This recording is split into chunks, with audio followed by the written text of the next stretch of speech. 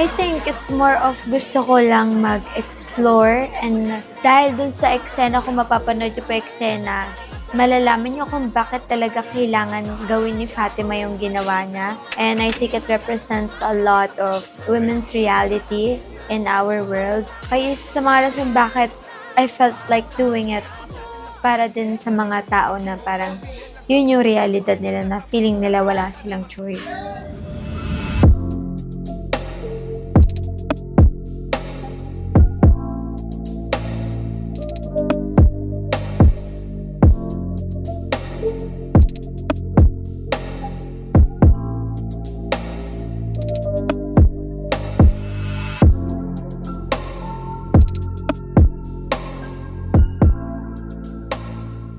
Of course, nakakakabag gawin yun. First time ko lang kasi gagawin. Doon naman sa pag-aalaga sa ng mga tao, gumawa talaga sila ng safe environment for me. Felt really safe naman that time. Thankful din ako kay Jake kasi kinakausap niya din ako para di ako mailang. Sila direct, kinakausap lang din nila ako para hindi ako masyadong matense.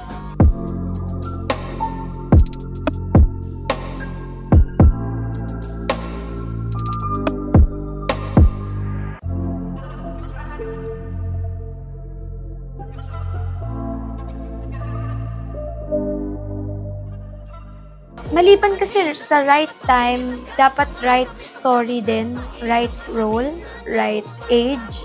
Pinaghandaan ko siya, kinausap ko mama ko, friends ko, mangi ako ng mga opinion ng iba, advice ng iba. Nagdasal ako kay Lord if tama ba to, is this the right time, is this the right project. And parang everything aligned naman. So,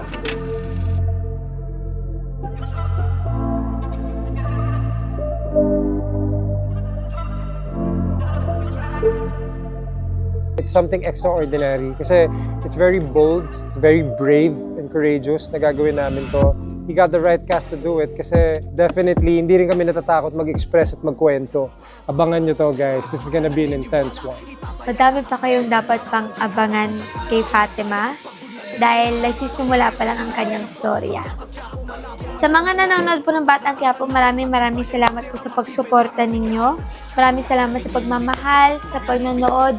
Thank you so much. Para po sa inyo to, kaya lahat kami nagtatrabaho ng maigi at ng masipag para po maging maganda ang itong show para sa inyong lahat. Kaya maraming salamat po. Sana po supportahan niyo po kami mga bagong characters na pumasok sa Batang Quiapo. Thank you!